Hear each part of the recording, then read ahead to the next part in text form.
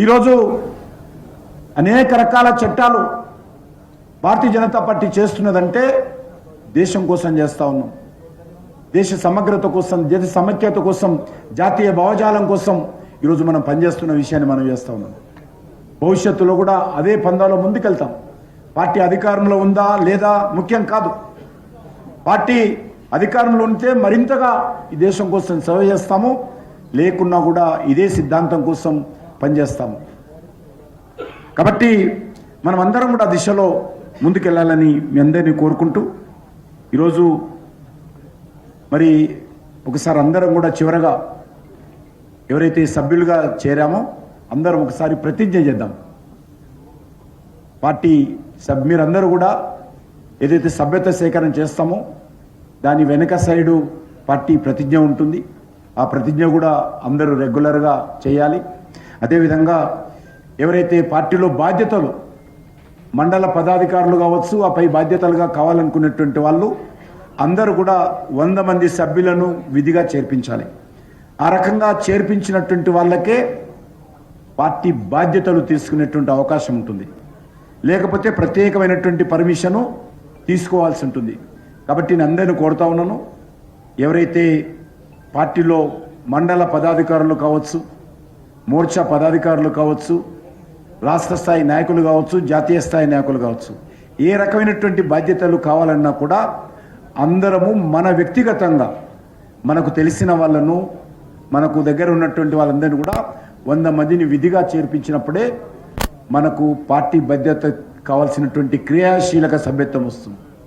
క్రియాశీలక సభ్యత్వం కావాలన్నటువంటి వాళ్ళు మాత్రమే పార్టీ బాధ్యతలు ఉండడానికి అవకాశం ఉంటుంది. క్రియాశీలక సభ్యత్వం కావాలి అంటే 100 మంది సభ్యులుగా చేర్పించాలి. దానికి సంబంధించి ఈరోజు ఈ రకమైనటువంటి ప్రొఫార్మా ఉంటుంది.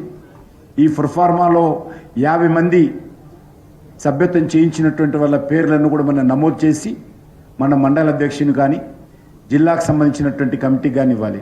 ఆ రకంగా ఒక్కొక్కరు 2 ఫామ్స్ 50 పేర్లు ఉంటాయి. విధిగా ఒక్కొక్కరు 100 మందిని సభ్యులుగా చేర్పించాల్సిన అవసరం ఉంటుంది. ఇది ఆన్లైన్లో కూడా పంపించవచ్చు, ఇది ఫిలప్ చేసి కూడా పంపించవచ్చు, డేటా మీ దగ్గర కూడా పెట్టుకోవాలి.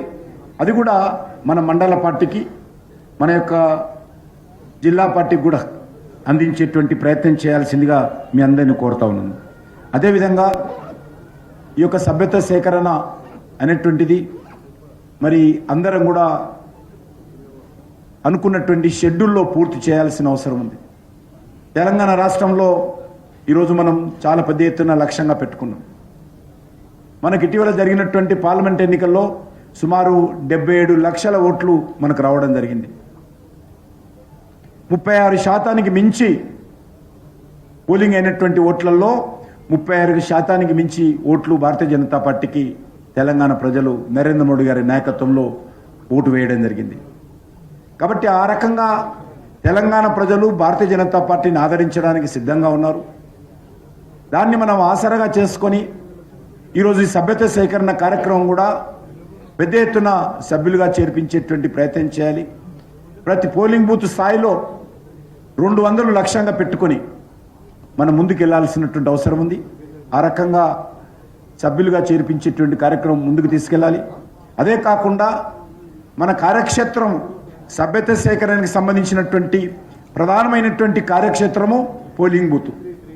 ఆ తర్వాత మీకు ఇంతకుముందు మనం చెప్పినట్టు అనేక రకాల వృత్తులు కావచ్చు, ప్రొఫెషనల్స్ కావచ్చు, అనేక రకాల ప్రముఖులు కావచ్చు, కుల సంఘాల పెద్దలు కావచ్చు, సమాజంలో ఉన్నటువంటి డాక్టర్స్ కావచ్చు, అడ్వకేట్స్ కావచ్చు, ఇతర సామాజిక వర్గాలు కావచ్చు, వాటిని ప్రత్యేకమైనటువంటి శ్రద్ధ పెట్టి వాళ్ళందరినీ సభ్యులుగా చేర్పించాలి. కాబట్టి ఎక్కడైతే ఏ బూత్లో అయితే ఉంటామో ఆ బూత్లో తప్పకుండా 200 మందిని చేర్పించాలి. అదేవిధంగా మన ప్రాంతాలలో ఉన్నటువంటి ప్రముఖులను, పెద్దలుగా ఉన్నటువంటి వాళ్ళు, మండల స్థాయిలో జిల్లా స్థాయిలో పెద్దలుగా ఉన్నటువంటి వాళ్ళు వెళ్ళి ప్రత్యేకంగా వాళ్ళని కలిసి మాట్లాడి ఆ రకంగా ప్రత్యేకమైనటువంటి ప్రముఖుల యొక్క మెంబర్షిప్ డ్రైవ్ కూడా మనం అందరం తీసుకోవాలి. ఎవరో చెప్పాల్సినటువంటి లేదు. కాబట్టి నేను ఈ వేదిక ద్వారా కోరుతా ఉన్నాను, ప్రముఖ వ్యక్తి కూడా మన అసెంబ్లీలలో, మన జిల్లాలలో ఉన్నటువంటి ప్రముఖులు, విద్యా సంస్థలు నిర్వహించే వ్యక్తులు కావచ్చు, ప్రముఖ న్యాయవాదులు కావచ్చు, అడ్వకేట్లు కావచ్చు, లేక వివిధ కుల సంఘాల పెద్దలు కావచ్చు, ఉద్యోగ సంఘాల పెద్దలు కావచ్చు, లేకపోతే సాఫ్ట్వేర్ ఇంజనీర్స్ కావచ్చు, లేకపోతే ఒక యంగ్ ఓటర్ కావచ్చు, 18 సంవత్సరాలు నిండినటువంటి యంగ్ ఓటర్ కావచ్చు, ఆ రకంగా టార్గెట్ చేసి అందరినీ కూడా మరి సభ్యులుగా చేర్పించేటువంటి ప్రయత్నం చేయాలి. మన పోలింగ్ బూతుల్లో ఏ వర్గాలు ఉన్నాయో అన్ని వర్గాలు కూడా మనము సృష్టించేటువంటి ప్రయత్నం చేయాలి. అన్ని వర్గాలను కూడా కదిలించి సభ్యులుగా చేర్పించేటువంటి ప్రయత్నం చేయాలి. ఒక కులానికో ఒక వర్గానికో పరిమితం కాకుండా అన్ని ప్రాంతాల అన్ని వర్గాల ప్రజలు కూడా ఈరోజు సభ్యులుగా చేర్పించాల్సినటువంటి ఆలోచన చేయాల్సినటువంటి అవసరం ఉంది. మనది ఈరోజు మనకు తెలుసు 2014లో ఈ ఆన్లైన్ మెంబర్షిప్ స్టార్ట్ చేసిన తర్వాత ప్రపంచంలోనే అతిపెద్ద పార్టీగా ఈరోజు బీజేపీ అవతరించింది. బీజేపీ అతిపెద్ద పార్టీగా అవతరించిందంటే ఒక భారతీయ జనతా పార్టీ కార్యకర్తలకు మాత్రమే గర్వకారణం కాదు. ఈ దేశంలో ఉన్నటువంటి 140 కోట్ల మంది గర్వపడాల్సినటువంటి విషయము. ఈ దేశానికి సంబంధించినటువంటి ఒక పార్టీ ప్రపంచంలోనే అతిపెద్ద పార్టీగా అవతరించిందంటే ఈ దేశంలో ఉన్నటువంటి ప్రతి వ్యక్తి కూడా గౌరవపడాల్సినటువంటి అంశం అనే విషయాన్ని కూడా ఈ సందర్భంగా మనం చేస్తున్నాం. రానున్న రోజుల్లో కూడా అదే స్ఫూర్తితో అదే స్పిరిట్తో మనం ముందుకెళ్ళి సభ్యులుగా చేర్పించాలని మీ అందరిని కోరుకుంటూ, మరి చివరగా ఒక ప్రతిజ్ఞ చెప్తాను. అందరం కూడా మన స్థానాల్లో నిలబడి ప్రతిజ్ఞ చేసిన తర్వాత మిగతా మరి కార్యక్రమం రామచంద్రరావు గారు చూస్తారు.